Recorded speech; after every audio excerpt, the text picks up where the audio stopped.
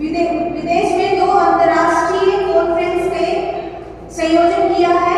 2024 में third global Sanskrit conference Mauritius में आयोजित हुई, जिसके संयोजक रहे हैं सर आप, और 2025 में बाली इंडोनेशिया में कॉन्फ्रेंस के संयोजक रहे हैं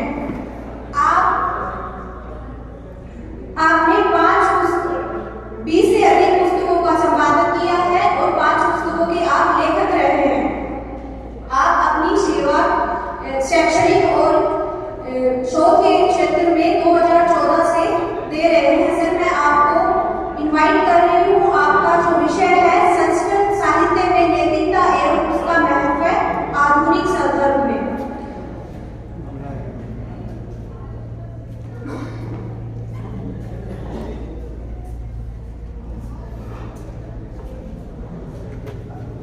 धन्यवाद मैम। वक्ता जब बोलने चलता है तो यह सोचता है कि सामने बैठे हुए श्रोता भी पर्याप्त मात्रा में हो।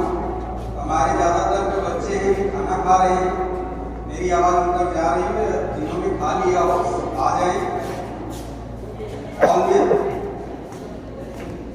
धन्यवाद मैम मुझे बुलाने के लिए। बहुत सारी बातें हुई, बड़े बड़े विद्वान यहाँ अपने वक्तव्य रखे हैं। जिस सत्र में मैं बुलाया गया हूँ उस सत्र के सम्मानित अध्यक्ष महोदय, कन्वीनर और मेरे सम्मुख उपस्थित सभी गुरुजन, छात्र,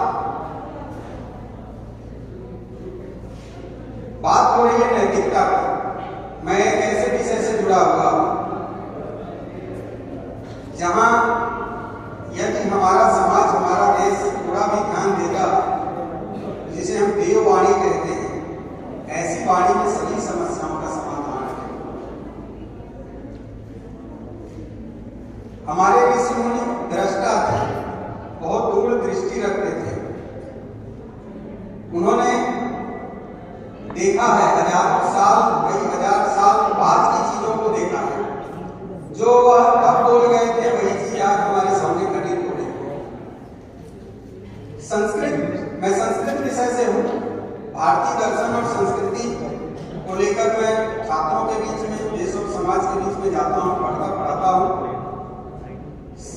संस्कृत एक भाषा ही नहीं है। हमने इसे सिर्फ पंडिताई भाषा, पंडितों की भाषा तक सीमित कर दिया। ऐसा क्यों हुआ? ऐसा इसलिए हुआ, कई आचार्य पीछे बोल गए हैं। ऐसे हमारे मानसिकता में उस बीज को धीरे धीरे 1833 से मैकाले जो पद्धति इतिहास में आई, परीक्षा की, वहां से होना शुरू हुआ और हमें हमारी जड़ों से काटना प्रारंभ किया। तो मैं कह रहा था संस्कृत एक भाषा नहीं है बल्कि एक संस्कृति है। ऐसा मैं क्यों कह रहा हूं? क्योंकि संस्कृत भाषा में ही हमारी संस्कृति है और संस्कृति हमारे जीवन शैली की जड़ है। भारतीय संस्कृति हमारे जीवन शैली की जड़ है। आज हमारी पत्तियां, हमारी टहनियां शुरू कर रही हैं, खराब हो रही हैं, इसका मतलब है कि हमने अपने जड़ों को सही तरह से पोषित नहीं किया है। आने वाले समाज में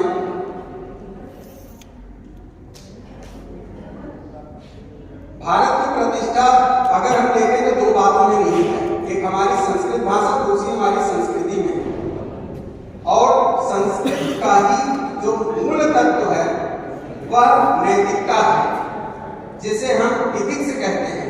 हमारे साहित्य में अत्यंत व्यापक शब्द में नैतिकता को परिभाषित किया गया है, जिसे हम धर्म नाम से संबोधित करते हैं। धर्म क्या है? जिस समुदाय में हमें क्या वह धर्म है, या जितने प्रकार का हम देख रहे हैं समाज बटा हुआ है, विभिन्न प्रकार के समुदायों में क्या वह धर्म है? नहीं, हमारी संस्कृति ने वह धर्म नहीं है। उस धर्म की परिभाषा से कहीं अलग हमारी परिभाषा हमारे ऋषि मुनियों ने बताया। जिसे धारण करें, जिसे जीवन में उतारे, वह धर्म है। और इसी धर्म को नैतिकता के रूप में आज हम देखते हैं। प्रश्न उठता है नैतिकता क्या है? नैतिकता क्या है? सबसे पहले इसको समझने की आवश्यकता है। संस्कृत संस्कृत साहित्य में यदि हम जाएं तो महाभारत में नैतिकता की बहुत अच्छी परिभाषा दी गई है। धारणात् धर्म इत्याहुर धर्मो धार्यते प्रजा। ध्यान से सुनेंगे, यह नैतिकता की परिभाषा है।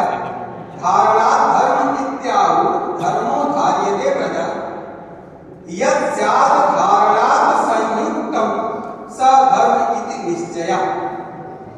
जो तत्व समाज को, ध्यान से सुनेंगे बच्चे खास करके, जो तत्व समाज को, समाज क्या है? अपना जो परिवेश है जिसमें हम रह रहे हैं, हमारा समाज है। परिवार को, जिस परिवार में हमारे माता पिता दादा दादी हैं, जिसे हम परिवार कहते हैं, और राष्ट्र को बिखरने से बचाए, वही धर्म है। जो तत्व, यूं मैं कहूं आज के परिप्रेक्ष्य में, देश को, अपने समाज को बिखरने से बचाए, उनको एक सूत्र में बांध के रखे, वही धर्म है, वही नैतिकता है। मनुस्मृति में नैतिकता के 10 लक्षण बताए गए हैं। मनुस्मृति नैतिकता के 10 लक्षणों की चर्चा करता है। उसे हम धर्म के लक्षण के नाम से जानते हैं, लेकिन वह नैतिकता के 10 मूल्य हैं। यदि उनमें से हम 2-4 को भी अपने आचरण में, व्यवहार में उतार पाए, हमारा आज का समाज जैसा हमारा ऋषिमुनियों ने प्रकल्पना किया था, उस रूप में हमारे सम्मुख उपस्थापित होगा। मनुस्मृति में कहा गया है, लिखा गया है, धृति क्षमा दमो अस्तेयम शौच इंद्रिय निग्रह धीर विद्या सत्यम क्रोधो दशकम धर्म लक्षण। यह नैतिकता के 10 लक्षण हैं। धर्म क्या है? नैतिकता ही है। धैर्य अपने जीवन में आवश्यक है। एक पॉइंट पर 15-15, 20-20 मिनट सार्वजनिक व्याख्यान हो सकता है, एक पॉइंट। मैं अति संक्षेप में 2-1 पॉइंट को रखूंगा और अपनी वाणी को मैं विराम दूंगा। सुबह से लेकर हमारे छात्र बैठे हैं। धैर्य, क्षमा, संयम, चोरी न करना, शौच, इंद्रिय निग्रह, बुद्धि, विद्या, सत्य और अक्रोध, ये हमारी 10 नैतिकताएं हैं। इनमें से हमें अनुसरण करने के लिए यदि संभव हो, जितना संभव हम प्रैक्टिस का विषय है। यदि हम चाहें आज ही हमारे अंदर पूरी तरह से नैतिकता आ जाए, आज ही हम एकाएक हम अपनी इंद्रियों पर कब्जा कर काबू पा लें, इंद्रियों को अपने वश में कर लें, यह संभव नहीं है। यह सब प्रैक्टिस का विषय है, daily day to day life में आचरण का विषय है। जब तक हम डे टू डे लाइफ में किसी चीज को अपने आचरण में नहीं उतारेंगे, तब तक वह हमारे व्यवहार में और हमारे आने वाली पीढ़ी को हम हस्तांतरित नहीं कर पाएंगे। तो एक पॉइंट अपने आप में हमें बहुत कुछ कहता है। सत्य की, पहला सत्य का मैं महत्व बताऊंगा। मुंडकोपनिषद में कहा गया है, सत्यमेव जयते नानृतम। सत्य केवल सही बोलने तक सीमित नहीं है कि हमने सही बोल दिया सत्य हो गया। बहुत बार हम कहते हैं ना कि मैं तो सत्य ही बोलता हूं, मैंने एकदम सत्य बोला है। इसका मतलब क्या? हमारे शास्त्र में यही है कि भाई आप कहां से आ रहे हो? मैं बाजार से आ रहा हूं। हमने मान लिया हमने सत्य बोल दिया। सत्य का मतलब है मनसा वाचा कर्मणा। शास्त्र बहुत विस्तृत है, एक शब्दों पर हम जाएंगे तो अपने शास्त्र के उस विस्तार को देखेंगे। तो मनसा वाचा कर्मणा, मन से भी हम सत्य होने चाहिए। हमने सिर्फ दिखाने के लिए या अपने आप को कहीं मनाने के लिए सत्य बोल दिया, या अपने आप थोड़ी सी संतुष्टि देने के लिए, मन को बरगलाने के लिए, मात्र वही सत्य नहीं है। हम अपने डे टू डे लाइफ में मन से सत्य रहें, वचन से सत्य रहें, कर्म से सत्य रहें। इसकी बात करता है हमारा शास्त्र।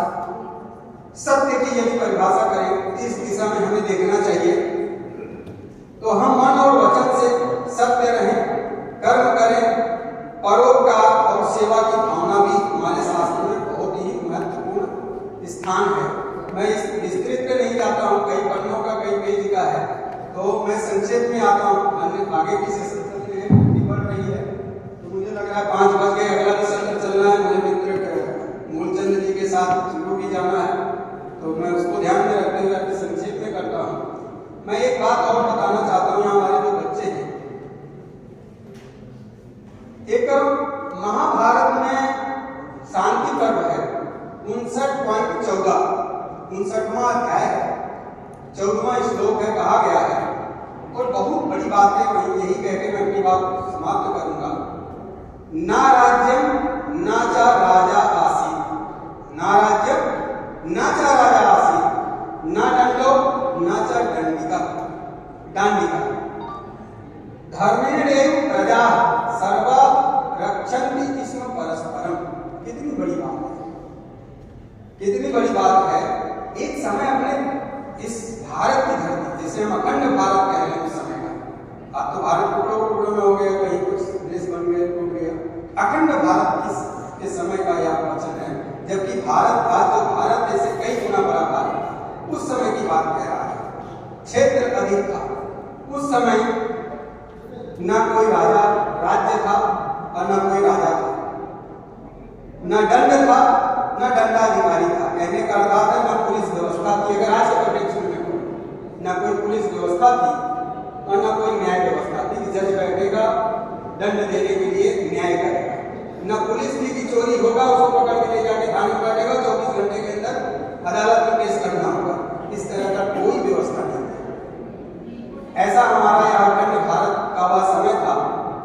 सभी मनुष्य इसके आधार पर मात्र और मात्र धर्म अर्थात नैतिकता के आधार पर, यहाँ धर्म शब्द नैतिकता के आधार पर, नैतिकता कितनी बड़ी महत्व रखता है जीवन में, सिर्फ नैतिकता के आधार पर एक दूसरे की रक्षा करते हैं। यह श्लोक कह रहा है, कितनी बड़ी नैतिकता की परिभाषा दे रहा है।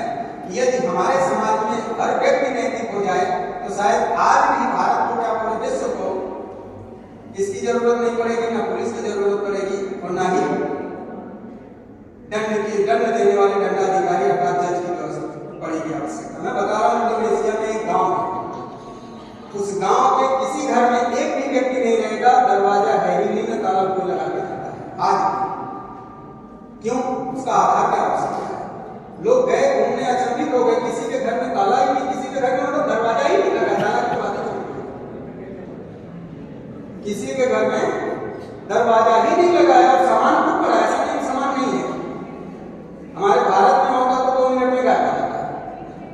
तो वहां के, हाँ बिल्कुल ऐसे बहुत जगह आपको मिल जाएंगे। और इसका आधार वहां के लोगों ने नैतिकता का, मूल आधार वहां के लोगों में धर्म का होना। उनको पता है कि दूसरे की चीज हम क्यों लें, या धर्म है, धर्म नहीं है, हम अपना धर्म छोड़ के धर्म के रास्ते पे जा रहे हैं। तो वैसा समय हमारे भारत में था, क्योंकि इंडोनेशिया में आज भी रामायण महाभारत जीवंत रूप में उसको जीते हैं लोग, वहां का मुस्लिम समुदाय जीवंत रूप में जीता है। हमने अपने उस ग्रंथों से, अपनी उस संस्कृति से बहुत दूरी बना लिया है।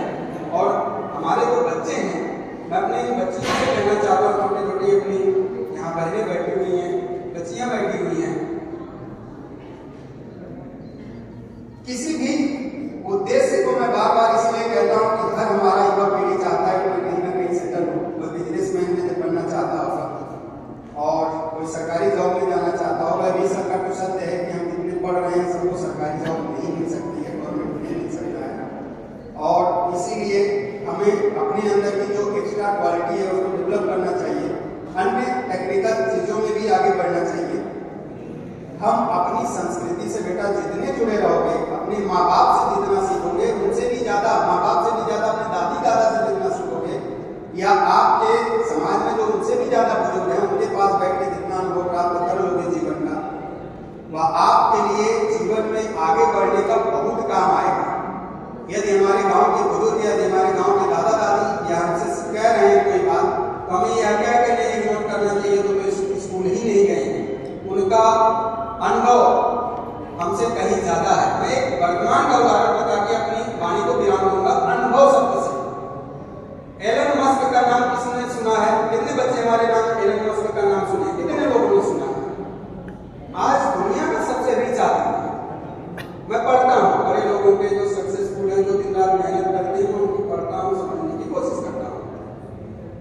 उसकी इतनी बड़ी कंपनी है, वो कभी भी डिग्री होल्डर को अपनी कंपनी में जॉब ही नहीं देता। वो कहता कि आप एक दिन भी स्कूल नहीं गए हैं, एक चीज हमें करके दिखा दो फटाफट, इस मशीन को बना के दिखा दो और नौकरी लो।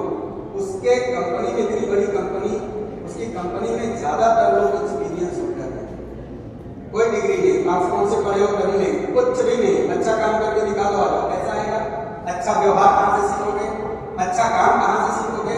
व्यवहार से और परिश्रम से सीखोगे। इसलिए डिग्री तो ले रहे हो, अपने डे टू डे लाइफ में परिश्रम के माध्यम से चीजों को और ज्यादा सार्थक बनाने का प्रयास करो और अपने आप जितना हो सके क्वालिटी को डेवलप करो। क्वालिटी डेवलप कैसे होगी? दूसरों को देख के नहीं, सुनने से नहीं होगी, लगातार उसमें आपको कार्य करता रहना होगा। हमारे यहाँ एक कहावत है, ज्यादा लोग कहते रहे हैं कि जब कुएं से पानी खींचा जाता था तो रस्सी से खींचा जाता था और बार बार रस्सी चलती थी तो उसमें क्या पड़ जाता था? निशान पड़ जाता है, रस्सी आवत जाता है। तो हम लोगों को एक ही दिशा में इतनी पढ़ाई करनी है, एक न एक दिन उस दिशा के आप बोझ बन के बैठोगे। जरूरी नहीं है आप डॉक्टर बनो, आप इंजीनियर बनो, आप शिक्षक ही बनो, जो भी आपको बनना अच्छा लगे उस दिशा में चले जाओ और खूब मेहनत करो। उस दिशा में जितनी मेहनत करोगे उतनी ही आगे बढ़ते चले जाओगे। क्षमा कीजिएगा सर, मैं ज्यादा नैतिकता की बात आई, कुछ चीजें ज्यादा लिखा हूँ, बोलने का प्रयास है, तो बीच में कट करके जो महत्वपूर्ण तथ्य थे 2-4 मैंने रखे हैं। आप सबका बहुत बहुत आभार मुझे यहाँ अवसर देने के लिए। और मैं चाहूँगा कि हमारे जो बच्चे और संस्कार वाहिनी से जुड़े, आप यहाँ गांव में चाहे जितनी इंटीरियर में रह रहे हो उसका मायने नहीं रखता है। आप जब हमसे जुड़ते हैं कुछ भी नहीं करना है। अगर किसी बच्चे की कोई आवश्यकता है कि सर मैं इस चीज की तैयारी कर रहा हूँ या कर रही हूँ, मुझे इस नोट्स की जरूरत है, मुझे मुखर्जी नगर में फलाने कोचिंग की इस नोट्स की जरूरत है, हमारी टीम उस नोट्स का PDF, उस नोट्स की सॉफ्ट कॉपी आप सब तक उपलब्ध करवाता है। जो भी सुविधाएं हैं, कोई भी बच्चा PhD करना चाहता है, BEd करके टीचर बनना चाहता है, CTET निकालना चाहता है, कहीं भी असुविधा आती है, हमारे आजकल के बच्चे कई 50,000 से ज्यादा बच्चों से जुड़ा हुआ उस समय देश के, तो बहुत सारे बच्चे सही गाइडेंस के अभाव में डिप्रेशन में चले जाते हैं, नकारात्मकता उनमें आ जाती है। बिल्कुल नहीं, नकारात्मक बिल्कुल नहीं होना है, सदैव सकारात्मक लोगों के साथ सकारात्मक माहौल में रहना है। जहां भी लगे नेगेटिविटी है, हमारी सोच को डाउन कर रहा है, ऐसे माहौल से तुरंत अपने आप को कट कर लेना है। सदैव पॉजिटिव बना के रखो और अगल बगल की पॉजिटिव माहौल, पॉजिटिव वाइब्रेशन दो। मुझे आप सबसे यही कहना है। बहुत बहुत आभार, धन्यवाद। आपने अपने व्याख्यान में समाज में संस्कृति, संस्कृत भाषा और नैतिक मूल्यों के महत्व को उजागर किया है और सामाजिक प्राणी होने के नाते हम सभी के लिए अति आवश्यक है। अब मैं प्रोफेसर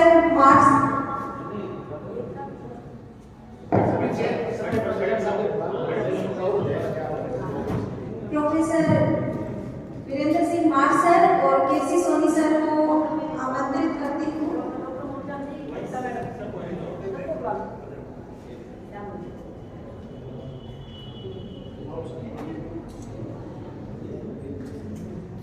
जो डॉक्टर राजेश जी सर को प्रतीक चिन्ह भेंट करेंगे।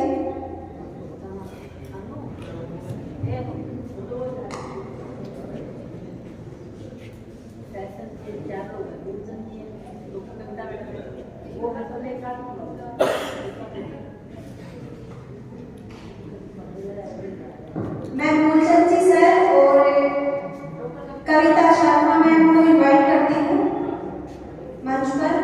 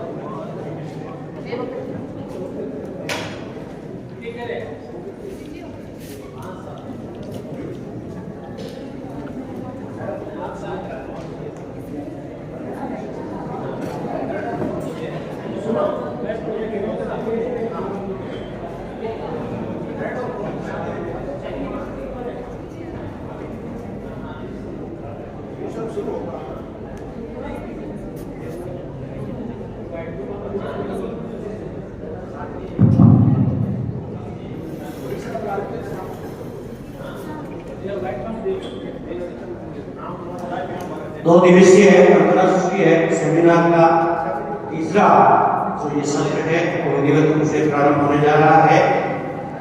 उसके लिए सेशन चेयरमैन के लिए professor Yogesh ji Chahar, principal government girls college Sada Shahar को मैं आमंत्रित करता हूं कि अपना आसन ग्रहण करें। दूसरे professor Moolchand ji, government Lohia college HOD of Sanskrit department से मैं आग्रह करता हूं कि वो अपना स्थान ग्रहण करें।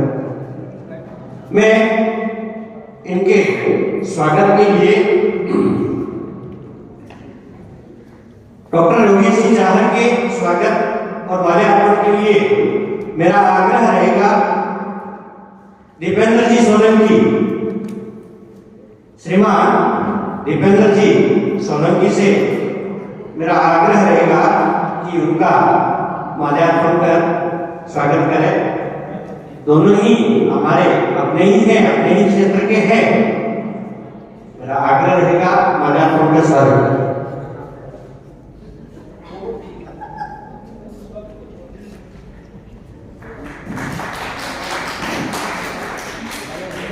इसी सेशन के हमारे जो दूसरे चेयरमैन हैं उनके स्वागत के लिए मैं विशाल जी सकता जो कि हमारे तारानगर के रहने वाले हैं और राजकीय सेवा में संगणक विभाग में अपनी सेवाएं हैं, लेकिन प्रतिनियुक्ति पर आयुक्तालय में पोस्टेड है श्रीमान विशाल जी।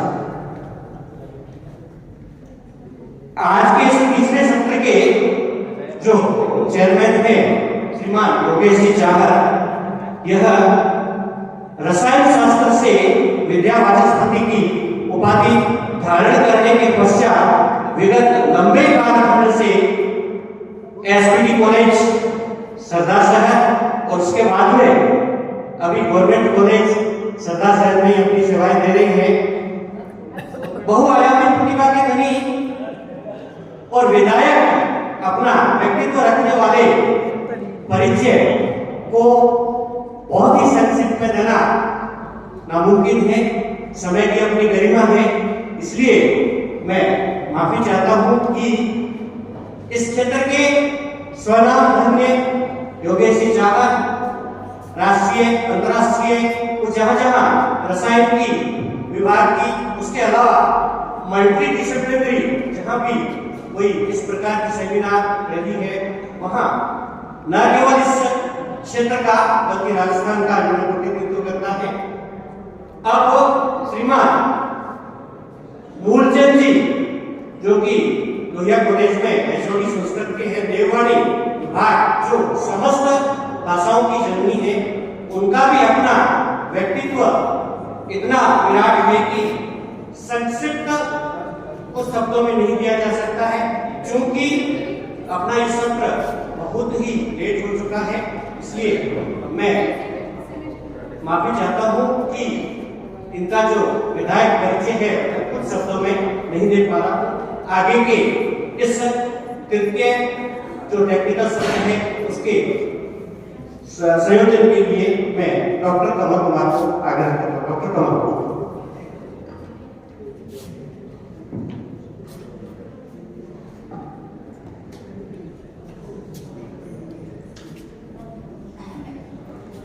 के इस सत्र के डिस्टिंग्विश स्पीकर के तौर पे मैं आमंत्रित करता हूँ professor doctor Vikramjit Singh, associate professor of history, government girls college Sirsa.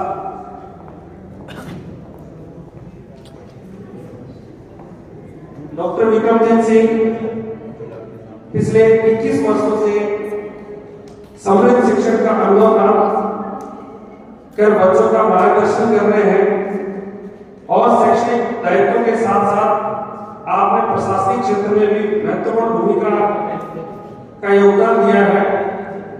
वर्तमान में आप राज्य लोक सूचना अधिकारी के रूप में सेवाएं प्रदान कर रहे हैं। समय की सीमा को देखते हुए मैं प्रोफेसर साहब को आमंत्रित करता हूं कि वो अपना उद्बोधन।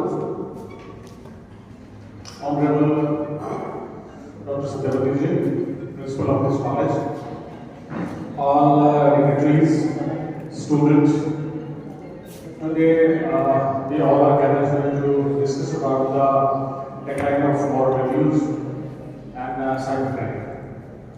ये बहुत ही महत्वपूर्ण और बहुत ही समीचीन और बहुत ही प्रासंगिक और बहुत रिलेवेंट होता है। मैं मतलब आप लोगों को जितना साधुवाद तो उतना कम होगा। इतने महत्वपूर्ण मुद्दे पर इतने बेहतरीन तरीके का आयोजन आपने किया और उससे बेहतरीन आपके स्टूडेंट्स जो अब तक यहाँ पर इतने पेशेंस के साथ रुके हुए हैं। और मैं समझता हूँ मेरी मॉरल वैल्यू ये कहती है कि मुझे कम से कम बोलना चाहिए।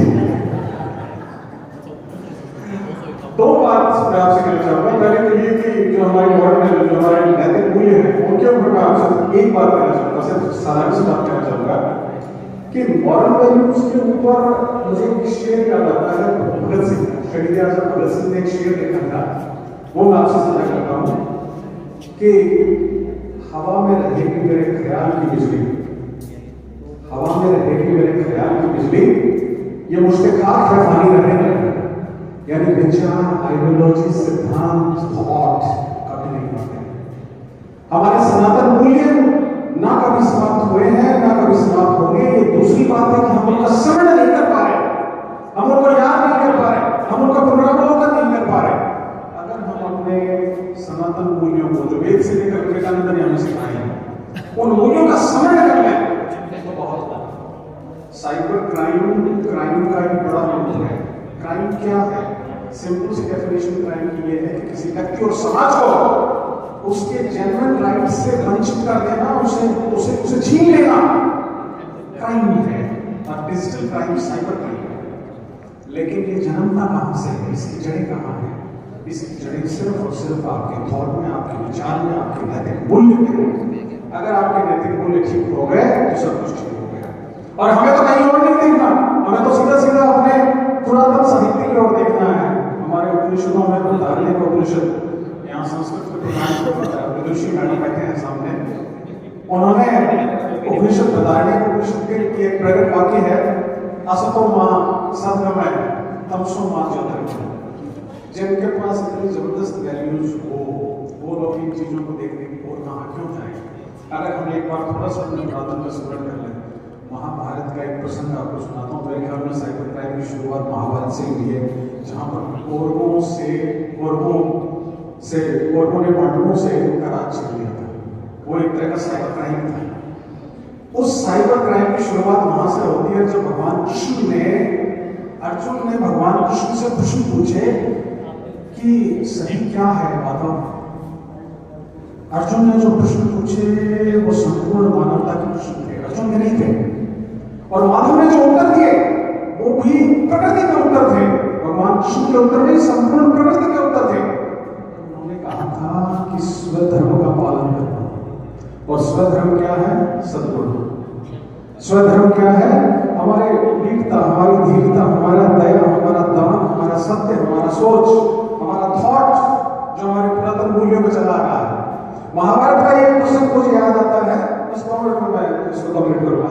महाभारत का एक प्रसंग मुझे याद आता है, जब भीष्म सरसैया पर थे, तो भीष्म जब सरसैया पर लेटे थे, पुरातन समय में हमारे समाज में सिस्टम होता था कि लोग अंतिम जन्म में ज्ञानार्जन के लिए उनके पास जाते थे। सारे पांडव मानव के नेतृत्व में सरसैया पर लेटे भीष्म के पास पहुंचे और उनसे प्रश्न किया कि पितामह सही क्या है, बड़ा महत्वपूर्ण, बड़ा समीचीन, बड़ा रिलेवेंट, बड़ा प्रासंगिक, बहुत महत्वपूर्ण आधार सत्य था।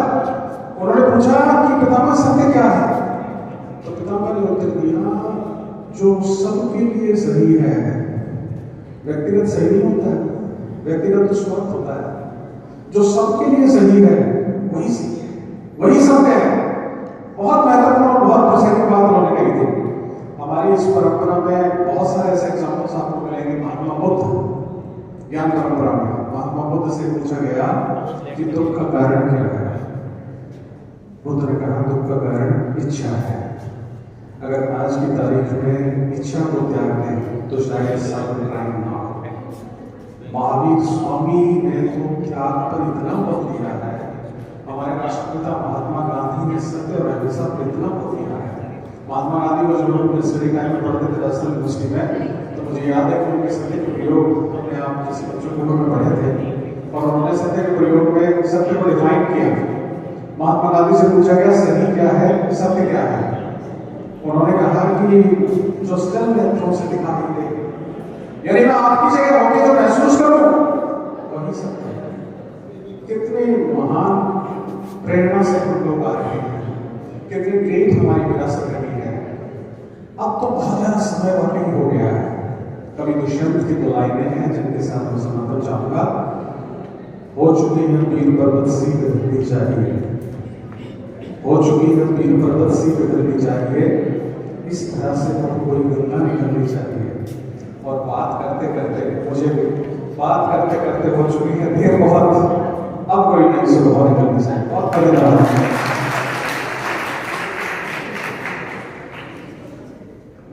मेरा आग्रह रहेगा दोनों जो सेशन के अभी तो चेयरमैन है, क्योंकि हमारे विक्रमजीत सिंह जी को थोड़ा जल्दी में जाना है, इसलिए उनका हमारी सनातन संस्कृति के अनुरूप उनका स्वागत करना है।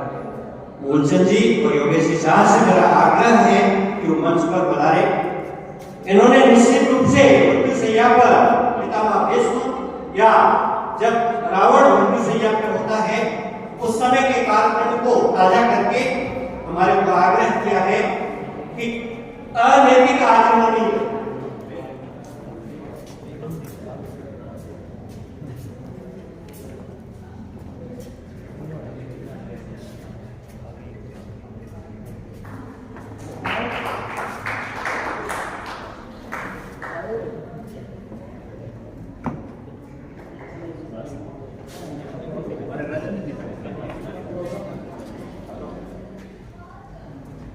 बच्चों का प्रेजेंटेशन पीपीटी तैयार है क्या? हाँ तैयार है।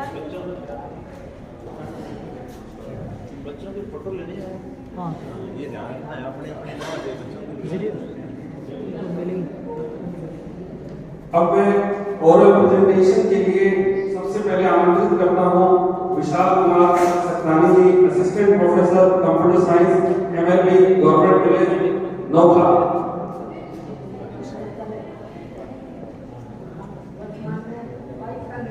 वर्तमान में विशाल जी आईटीआई में डेप्यूटेड हैं।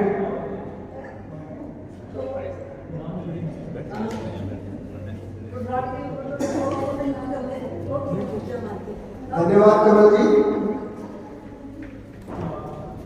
मेरे सामने उपस्थित आज की सर्टिफिकेट के सेशन को चेयर कर रहे महानुभाव इस महाविद्यालय की प्राचार्य डॉक्टर सत्यवती बुरानिया में सभी इस आयोजन सभी आयोजकर्ता सभी को मेरा नमस्कार। आज मुझे इस कॉलेज के अंदर अपनी इस बात रखने का अवसर प्राप्त हुआ है।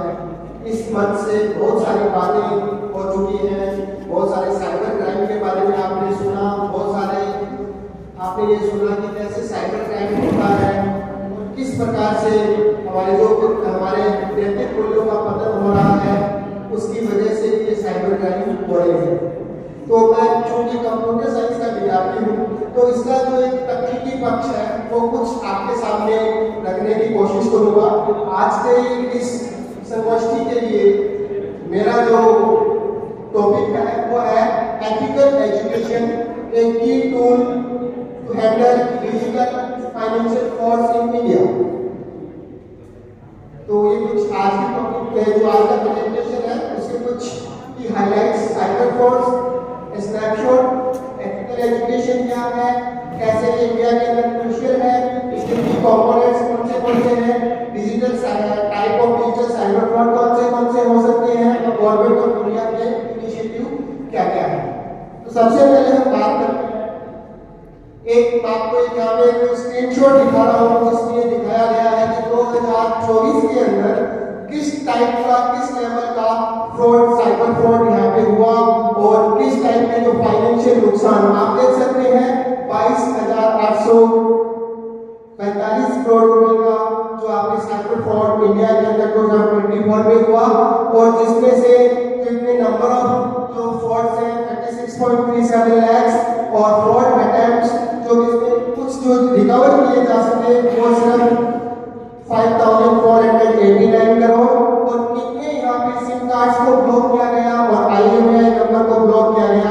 ये डेटा जो है अपने आप में सोचने को विवश करता है कि क्यों हमारे देश के अंदर साइबर क्राइम्स पे रोकथाम जरूरी है, और कहीं ना कहीं साइबर क्राइम जब हो रहा है तो निश्चित रूप से अभी तक जो आज की संगोष्ठी में बातें निकल के आई है कि इसके पीछे मॉरल वैल्यूज का जो पतन हुआ है, नैतिक मूल्यों का पतन हुआ, वो कहीं ना कहीं जिम्मेदार है, और इसमें हमारा जो एथिकल एजुकेशन क्या रोल प्ले कर सकता है इसके बारे में हम आज यहाँ पे चर्चा करने वाले हैं। तो सबसे पहले समझते हैं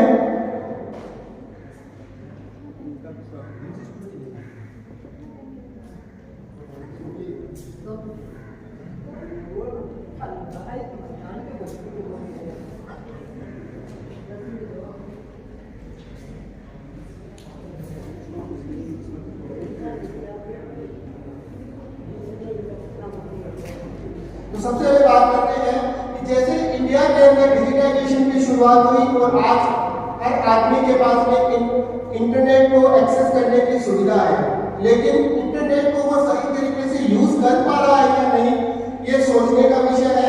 और इंटरनेट को वो सही तरीके से जब यूज नहीं कर पा रहा, उसका टेक्निकल एक्सेस तो उसके लिए बड़ा है, लेकिन कहीं ना कहीं उसको सही तरीके से जो इसके रेस्पॉन्सिबिलिटी है, अवेयरनेस के साथ वो यूज नहीं कर पा रहा है, तो उसके बीच में एक गैप बड़ा है।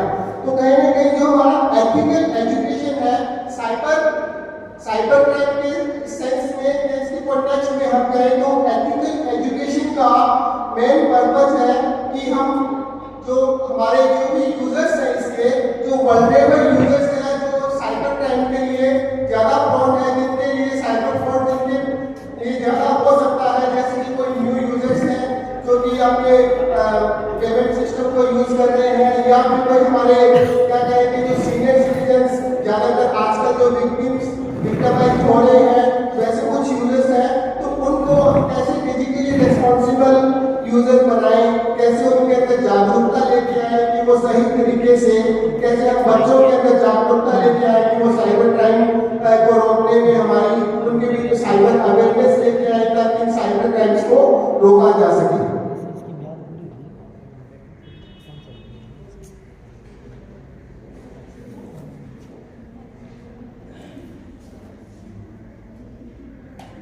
ये कुछ की टर्मिनोलॉजी आप लोग सब इससे अवेयर हैं, जो भी साइबर स्पेस क्या है, हम सब जानते हैं कि साइबर स्पेस जो भी हमारा इंटरनेट सिस्टम है, पूरा नेटवर्क का जाल है, उसके अंदर जो भी हमारा ई-कॉमर्स सिस्टम इसके अंदर आता है, जो इंफॉर्मेशन हम शेयर करते हैं, जो सोशल इंजीनियरिंग की हम बात करते हैं, ये सब हमारा साइबर स्पेस के अंदर आता है।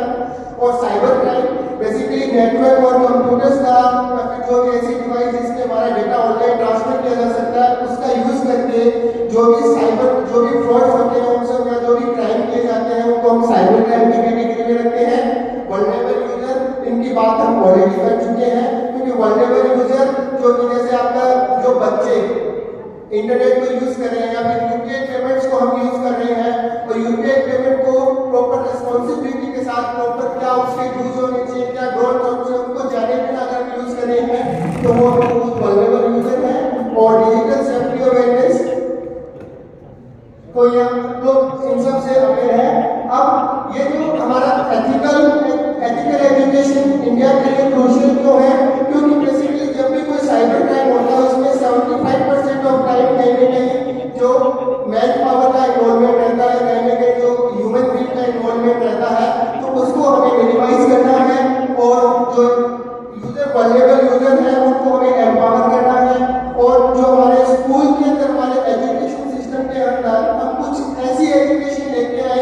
जो हमारे स्कूल गोइंग चिल्ड्रन हैं उनको हम कुछ ये जो कैसे उनको इंटरनेट पे यूज करना चाहिए, कौन सी चीज इंटरनेट पे बुरी है। काफी सारे बच्चे ऑनलाइन गेमिंग का शिकार हो रहे हैं और वहाँ पे भी हमारे फाइनेंशियल फ्रॉड्स हो रहे हैं। तो वहाँ पे स्कूल लेवल पे भी अगर एक करिकुलम का पार्ट बना के इसको हम जो एथिकल एजुकेशन को हम वहाँ पे भी साइबर अवेयरनेस को अगर इंक्लूड करें तो उससे हमारे साइबर क्राइम काफी ज़्यादा कम हो सकते हैं। उसके बाद में कुछ इसके कंपोनेंट्स हैं, digital citizenship and network etiquettes, data privacy, security responsibility, recognising malicious intent and ethical hacking awareness. ये सब करके हम जो साइबर क्राइम्स को रिड्यूस कर सकते हैं। इसके बाद में बहुत सारे आपके कुछ कॉमन जो हमारे साइबर क्राइम्स, साइबर फ्रॉड्स हो रहे हैं फाइनेंशियल, वो कौन से हो सकते हैं। अगर मैं इनमें डिस्कशन में जाऊं तो कम से कम हमारा 1 घंटा निकल सकता है, टाइम की कमी है, इसलिए मैं आप लोगों के साथ इनमें से सिर्फ एक के बारे में बात करूंगा जो वाकया हमारे साथ हो चुका है। मैं जिस कॉलेज में था उस कॉलेज के प्रिंसिपल साहब के साथ एक ऐसा वाकया हुआ। उनके साथ क्या हुआ, उन्होंने गलती से कभी उनके पास एक कॉल आया और उस कॉल में उन्होंने उनसे KYC वेरिफिकेशन या जो भी था उनको बोला गया कि आप 1 प्रेस करें और उन्होंने गलती से 1 प्रेस कर दिया। उसके बाद नेक्स्ट मंथ जैसे ही उनकी सैलरी क्रेडिट हुई अकाउंट में, उनके पास में OTP आना स्टार्ट हुई। जब OTP आ रहे उनके मोबाइल में, मैं वहीं पे बैठा था, उन्होंने मुझे दिखाया यार OTP आ रहे हैं। मैंने कहा सर आप ऐसा कीजिए, ये गड़बड़ हो गया है, कहीं ना कहीं साइबर फ्रॉड है, आप तुरंत बैंक में जाके इस मोबाइल नंबर को जो आपके जो खाते पे जो इंटरनेट बैंकिंग है उसको डिसेबल कराइए। हमने तुरंत उस खाते पे मोबाइल नंबर को डिसेबल कराया। हुआ ये कि उन्होंने सर के मोबाइल में जियो सिम थी और उन्होंने माई जियो अकाउंट का एक्सेस लेके उनकी सिम को टेम्परेरी ब्लॉक किया। वहां से ई सिम के लिए उन्होंने अप्लाई किया और उसके बाद में उसके थ्रू ई सिम को एक्टिवेशन कराने के लिए वो बार-बार OTP उसके ऊपर सेंड कर रहा था। हमने माई जियो से कांटेक्ट किया, वो भी वहां पे कुछ नहीं कर पाया। इतने में वो जो हैकर है बार-बार कभी सिम को ब्लॉक करता, कभी सिम को चालू करता। तो हमने फिर उसके बाद में जैसे ही सिम हमारे एक बार के लिए चालू हुई, वो उसके ऊपर कस्टमर केयर पे बात की। उन्होंने कहा कि बिना IVR पे आपका जो एक्टिवेशन किए हुए ई सिम चालू नहीं हो सकती। तो IVR एक्टिवेशन के लिए जब भी आपके पास कॉल आए आप उसको रेस्पॉन्ड नहीं करें। उसके बाद में हमने उसको फोन को 1 दिन के लिए बंद कर दिया। उसके बाद हमने सोचा कि मोबाइल नंबर जो है वो आपका अपडेट कराते हैं खाते में और आधार के अंदर ये मोबाइल नंबर अपडेट कराते हैं। लेकिन क्या हुआ कि आधार के अंदर मोबाइल नंबर अपडेट इसलिए नहीं हो सकता था क्योंकि OTP तक एक्सेस ही नहीं थी। तो इस लेवल का फ्रॉड आप देख सकते हैं कि हमारे साथ में हो सकता है। अगर हम थोड़ा सा भी अवेयर नहीं होंगे उस टाइम तो ये साइबर फ्रॉड होके और हमारे जो फाइनेंशियल नुकसान यहाँ पे हो सकता था। तो मेरा आप सबसे यही निवेदन है कि आप जब भी अपने मोबाइल फोन के पेमेंट सिस्टम को यूज करें, प्रॉपर्ली उसको सिक्योर सिस्टम के साथ में यूज करें। OTP वगैरह आप लोग किसी के साथ शेयर नहीं करें और जो भी आपका स्ट्रॉन्ग पासवर्ड को यूज करें और अननोन जो कि साइबर के अंदर आप यूज नहीं करें। धन्यवाद।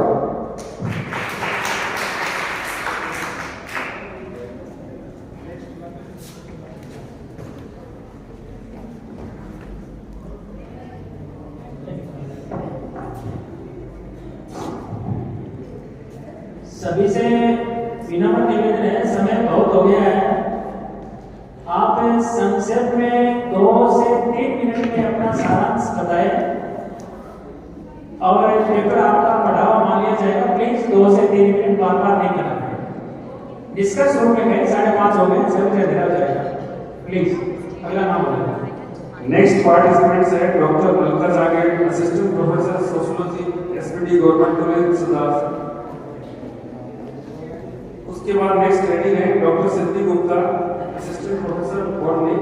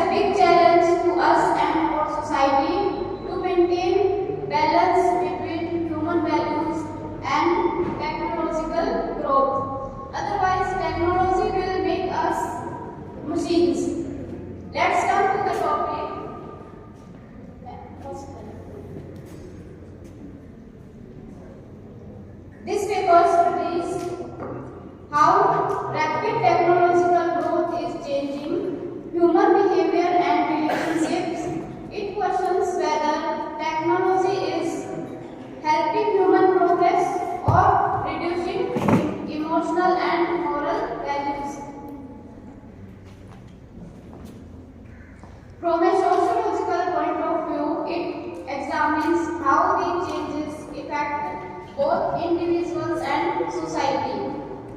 Method which I used in my research paper. This is a qualitative study using secondary resources and observation method which I used in the paper.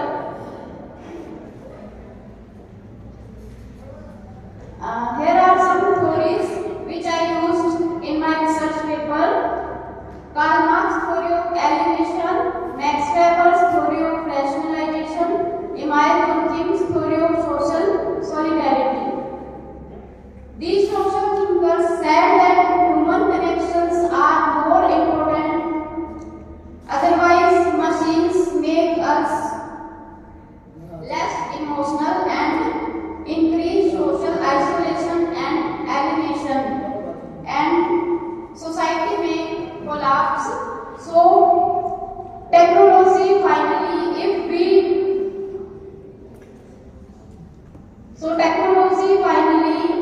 makes us machines if we don't follow our human values.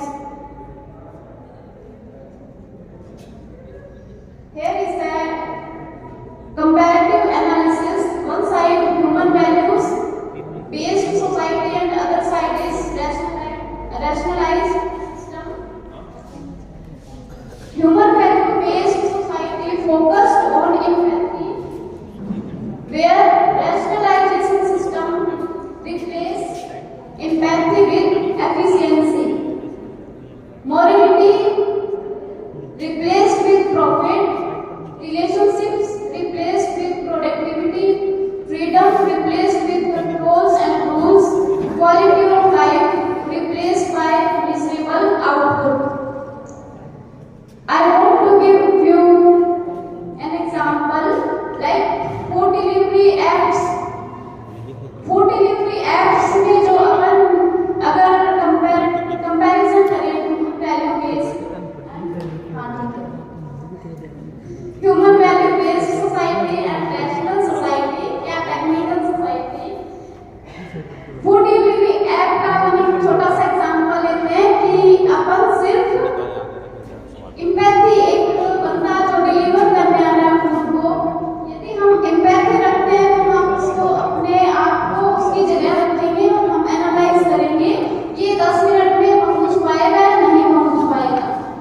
जो rational society है उसमें ये replace हो गया efficiency से, जहाँ पे हम अपने आप को उसकी जगह नहीं रख रहे हैं, हम काउंटेबल हैं, कैलकुलेटिव हैं, हम सिर्फ 10 मिनट्स का हमें पता है, हमें ट्रैफिक का या उसने किस प्रॉब्लम को फेस किया वो हम नहीं देखते हैं।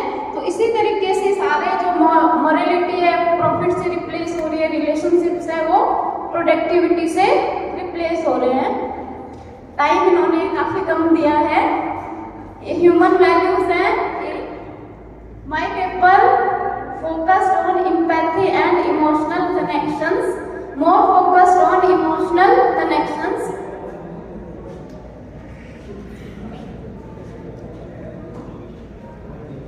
Technology and social change. Society is changing day by day due to technology. People are more connected online, but face-to-face interactions decreasing. Machine increase productivity, but reduce human jobs. चलो मैं अपना फाइनली कंक्लूजन बता दूँ।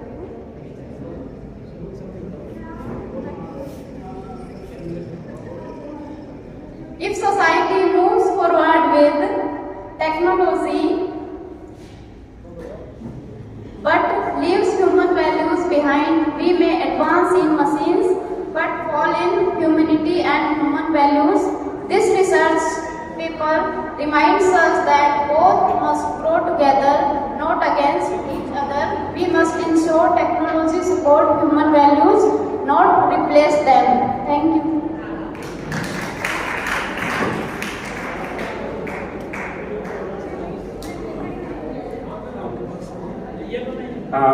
Dr. Siddhi Gupta ma'am, it is humble request, please conclude your presentation within allotted time limit.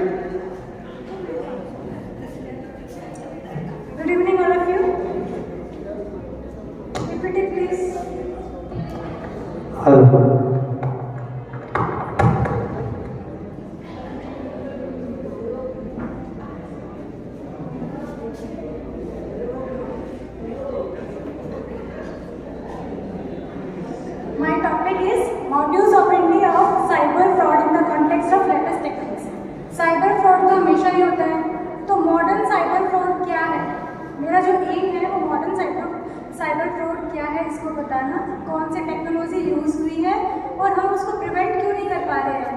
Main M ये है 2025-26 में जो global economy है उसमें हम लोगों ने 10 ट्रिलियन US डॉलर एनुअली है वो लॉस कर चुके हैं। और अगर इंडिया की बात करें हम तो 1.2 लाख करोड़ जो कि 0.7% है GDP का वो है। नेक्स्ट स्लाइड कैसे होगी?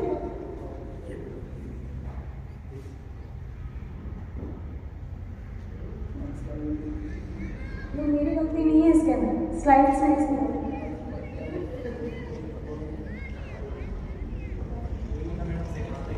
Third slide, next slide. इस पिक्चर्स में क्या दिखाई दे रहा है कि एक तरफ एक पर्सन है जो अपन ये सोचते हैं कि जो साइबर फ्रॉड है उसमें क्या होता है, या तो कोई पर्सन अपना पासवर्ड चुरा रहा होता है या फिर कोई अपना सिस्टम हैक कर रहा होता है, जबकि ऐसा नहीं है। एक प्रॉपर ऑपरेशनल पूरा एक ऑपरेशन है जिसके अंदर बहुत सारे पर्सन हैं, उसके अंदर बहुत सारे इंस्टीट्यूशंस हैं जो इस काम को कर रहे हैं। इसके उनके पास वर्क फोर्स है, उनके पास हायरार्की है, ठीक है। इसके अंदर जो रियलिटी है जैसे 45 स्कैम सेंटर जो है वो कंबोडिया में मिले गए हैं, उसके अलावा लाओस, म्यांमार और बहुत सारी कंट्रीज है जिसके अंदर ये सेंटर्स मिले हैं। Next please. ये इसके अंदर इस स्लाइड में ये शो हो रहा है कि विजुअल ट्रस्ट अब हम खत्म कर चुके हैं। विजुअल ट्रस्ट का मतलब जो ऑडियो और जो वीडियो हम देख रहे हैं वो हमें पता नहीं है कि वो एक्चुअली में AI से जनरेटेड है या हम लोगों ने खुद की वो रियल है, तो वो विजुअल ट्रस्ट भी हम लोगों ने लॉस कर दिया है। Next slide. इस स्लाइड में ये शो हो रहा है कि जो पहले जो साइबर फ्रॉड होता था उसके अंदर 40 मिनट्स लगते थे क्योंकि वो मैनुअली होता था, कि हम वो चीज़ें पहले चेक करते थे, उसके बाद में हम वेपन इकट्ठे करते थे, उसके बाद में हम उसको सिस्टम में पहुंचाते थे। लेकिन आजकल अगर जो AI है वो इंटीग्रेटेड हो गया है और उसके अंदर सिर्फ 10 मिनट में हम ये साइबर फ्रॉड कर सकते हैं, जस्ट क्लिक पे, एक APK फाइल्स पे। नेक्स्ट। सबसे इम्पोर्टेंट जो आपने सबने सुना होगा कि इंडिया में जो चल रहा है वो क्या चल रहा है, डिजिटल अरेस्ट, है ना। कोई भी वीडियो कॉल करता है किसका, CBI ऑफिसर बन के या फिर नार्कोटिक ऑफिसर बन के, फिर वो आपको बताता है कि आप हमारे पास आपके लिए अरेस्ट वारंट है, फिर उसके बाद वो आपसे क्या डिमांड करता है और आप डिमांड में पैसे भी देते हैं। Next slide. जो आप कैमरा है, स्मार्ट TV है, जो भी आप जो डिजिटल डिवाइस यूज़ करें जो इंटरनेट से कनेक्टेड है वो सब संक्रमित हो सकती है विद 1 क्लिक्स पे। तो आपके आसपास जो भी चीज़ें हैं वो सब की सब बॉट या फिर IoT संक्रमित हो सकती है। इसीलिए ये जो साइबर फ्रॉड है, जो मॉडर्न साइबर फ्रॉड है वो AI इंटीग्रेटेड है। Next slide. नेक्स्ट। ये जो प्रोसेस है 555, ये जो है बचने का तरीका है जिसके अंदर 5 सेकंड में आप डिटेक्ट करें, 5 सेकंड में आप इन्वेस्टिगेट करें और 5 सेकंड में आप रेस्पॉन्ड करें। अगर आप इतने फास्ट हैं तो ही आप जो मॉडर्न साइबर फ्रॉड है उससे बच सकते हैं, अदरवाइज आप नहीं बच सकते। Next slide. इसके लिए आपको सिर्फ AI बचा सकता है। AI के थ्रू आप ऐसे ऐप्स जनरेट करें या AI के थ्रू आप ऐसे कोई ऐप बनाएं जिससे अगर जैसे ही मेलवेयर आए तो आप उसी स्पीड में आप उसको आप डिसइंफेक्ट कर सकें। Thank you so much.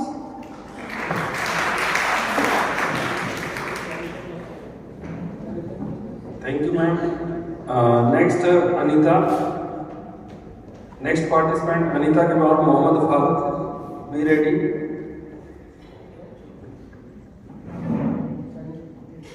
Attacks can control world and human minds also. Myself, Anita, from BSc 5th semester, Ma Jalpa Devi, Government College, Taranagar, Churu.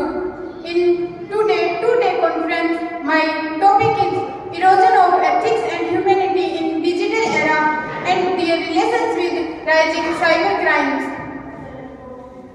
In simple manner, I want to express the definition of cybercrime. If I click your photo without your permission, that is only the crime. But if I use this photo in an inhuman and unethical way, violating your privacy and dignity, that is the cybercrime, and it's a big issue in this era. Some relevant cybercrimes I want to express 2 examples. First is digital arrest and second is identity theft. The values of humanity are accountability, patience, tolerance, kindness, compassion, empathy, and respect. And the conclusion of my research paper is that the impact of cybercrime not only harm technologically but also harms psychologically, emotionally, and this maintain a digitally attached environment and values of humanity are eroded continuously. If ethical values are degrading in this manner continuously, then the cyber crimes are also increased instantly. And at the end, I wish to express my profound sense of gratitude, especially to my esteemed mentor and guide, Yogita Ma'am, Head of Department of Botany, Assistant Professor of Botany, Ma Jalpa Devi, Government College, Taranagar, Churu, for her invaluable guidance and constructive supervision throughout the course of the work. And I am also heartfully thankful to Rajni Ma'am, Research Scholar, Government Dungar College, Bikaner, Department of Zoology, and I am also thankful to my friends and this college to provide me this opportunity in UG. Thank you for listening. Thank you, Anita. I welcome Mohammed Farooq for next presentation. Deepika Sahar, be prepared for next. Good evening, each one of you present here. Myself, Mohammed Farooq, a PhD research scholar in the Institute of Indian Agriculture Research Institute, IRI, New Delhi, and I am a final year PhD scholar. Today I am presenting one of my review presentation on the topic decline in moral values leads to rise in cybercrime and challenge to humanity. Coming to the first slide, my title of my oral presentation is Artificial Intelligence as a Double-Edged Sword, Ethical Challenges and its Role in the Rise of Cybercrime, under the sub-theme AI Misuse and Ethical Challenges in the Cyberspace. Coming to the introduction part, it is also called the Great Paradox. The key concept of this cybercrime is AI is simultaneously our greatest protector and our most dangerous adversary. It says that when we use an AI, any AI app or any AI digitalization in this present scenario, it is having both impact. At the same time, it is giving a positive side. At the same time, it is also giving a negative impact on every aspect. Positive side says that AI automates defense, predicts breaches and patches vulnerability in milliseconds. Okay, and in the negative impact, AI says it is democratized cybercrime, allowing low-skilled actors to launch high sophistication attacks. It will not allow you to understand and think what is entering in your data encryption or entering in your mobile, or whether you are using any system. It will take milliseconds to destroy all your personal and private data. Coming to the different types of scam happening these days is which is enabled by AI, phishing emails. Coming to voice cloning scam, deepfake videos, chatbot impression. As before me, there have been lectures happening here from early in the morning till now. They have been explaining what is happening through different AI modes, through emails, through changing the voice clone. They will record your voice, and through different applications of AI, they will use those your voice, recorded voice, to your family members by calling in different modes like audio or through video, and you will not able to understand whether it is your own family member or it is a phishing call or a phishing video, and then they will all through the jal you will not get the time to understand, and you will be in this scam, and all your data have been shared, and through that your accounts can be lost. Coming to the next slide, recent high profile misuse which is happening. AI used to generate harmful inappropriate content. As just before me, one of the highly professional speaker was explaining about this one. Controversy over sexually explicit AI images generated of a global artist went viral with millions of views before removal, prompting industry and legislative debate about misuse and regulation of AI imaging tools. Just taking a picture and uploading on AI. These days, what happening? Simply we used to click, especially the young generation who is sitting behind me, in front of me. They used to take a selfie and they think of that. Let me looks like an wonderful or beautiful actor. They used to upload on any social media platform or any AI chat box, and they used to think that let me get changed into a wonderful model or something like that.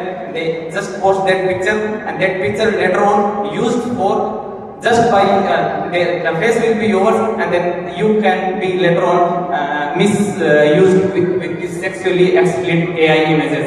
It will definitely note you, but your face will be kept on the front, and then later on somebody else's body will be used, and then you can be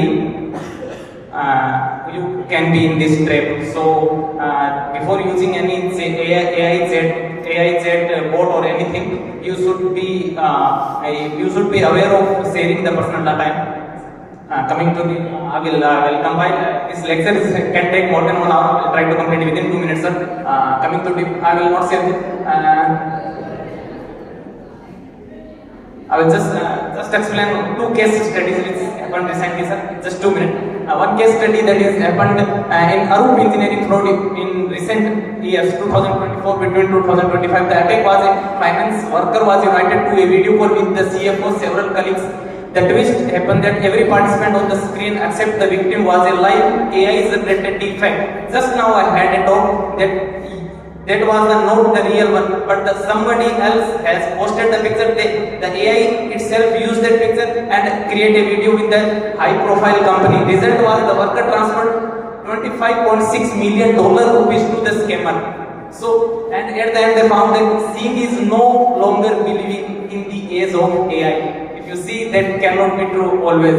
Second case study, the time is not permitting. Anyway, coming to the conclusion slide, this is my last slide. As we have seen today, artificial intelligence is neither a villain nor a hero, it's a powerful force multiplier. I am now happy to take any questions. Thank you. Deepika Saharan. Next participant, Yogita, be ready. बेटा निष्कर्ष करना है, निष्कर्ष Good evening, all of you. My name is Deepika Saran, BSc 5th semester. आज का मेरा topic है नैतिकता के बिना तकनीक एक वैश्विक खतरा है। प्रस्तावना, तकनीकी बहुत तेजी से विकसित हो रही है। यह स्वास्थ्य, शिक्षा, संचार में तुम्हारी मनुष्य की सहायता करती है, लेकिन तकनीकी का उपयोग नैतिकता के बिना किया जाता है तो ये खतरनाक होती है। तकनीकी में नैतिकता क्या है? यह है ईमानदारी, सुरक्षा, गोपनीय और मानव के अधिकारों का सम्मान में शामिल है। ये जिम्मेदारी पूर्वक उपयोग करना चाहिए। तकनीकी नैतिकता के प्रमुख खतरा, निजता का उल्लंघन, बिना अनुमति के व्यक्तिगत डेटा का संग्रह, कंपनियों द्वारा लोगों की ऑनलाइन गतिविधियों पर नजर रखना, डेटा लिंक और निजी जानकारियों का उजागर हो सकती है।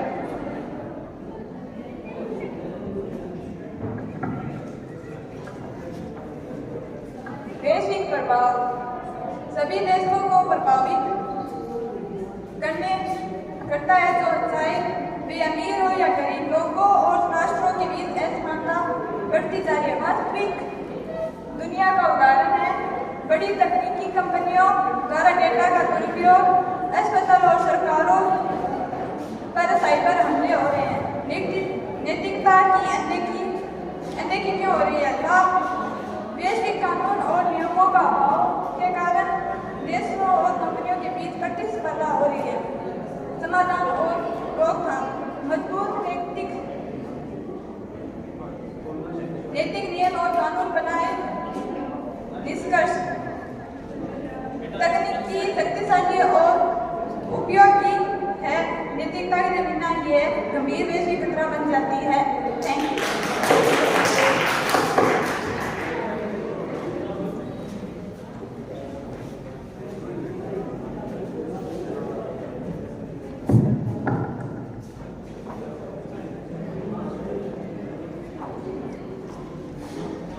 respected chairperson, honorable professors, distinguished delegates, and my fellow students, good evening. I am Navita Sinha, and today I am presenting my PPT under the broader theme, Decline in Moral Values and the Rise in Cybercrime, a Challenge to Humanity. And my specific focus is on the role of government and institutions in ethical cyberspace. In an era where digital technologies shape almost every aspect of human life, the need for ethics in cyberspace has become not just important but urgent. बात करें कि cyberspace है क्या? तो cyberspace एक बाउंड्रीलेस space है जहां computers, networks और ह्यूमन इंटरेक्शंस एक दूसरे से कनेक्ट होते हैं।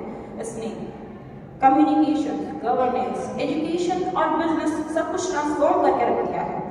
ये एक सोशल और मॉरल स्पेस भी है और हम सब ने ये महसूस किया है जहाँ फिजिकल बाउंड्रीज नहीं होती वहाँ अकाउंटेबिलिटी भी थोड़ी वीक हो जाती है और यहाँ से एथिकल प्रॉब्लम शुरू हो जाती है। अब हम सब ने ये बात की कि एथिकल साइबरस्पेस सबके मन में एक क्वेश्चन जरूर आया होगा कि ये एथिकल साइबरस्पेस है क्या आखिर।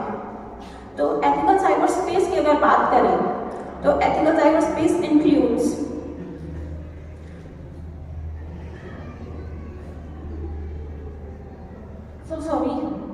due to time,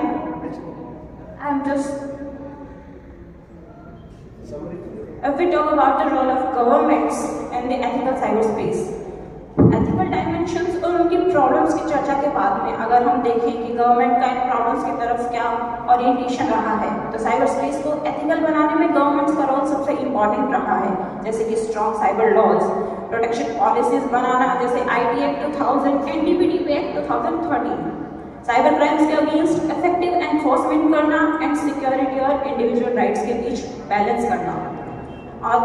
On the other hand, if we talk about institutions such as educational bodies, societies are equally important. They contribute by promoting ethical digital education, protecting digital rights and online dignity, and nurturing a culture of responsible digital citizenship. As ethics cannot be enforced by law, it must be instilled through institutions. But despite immense efforts,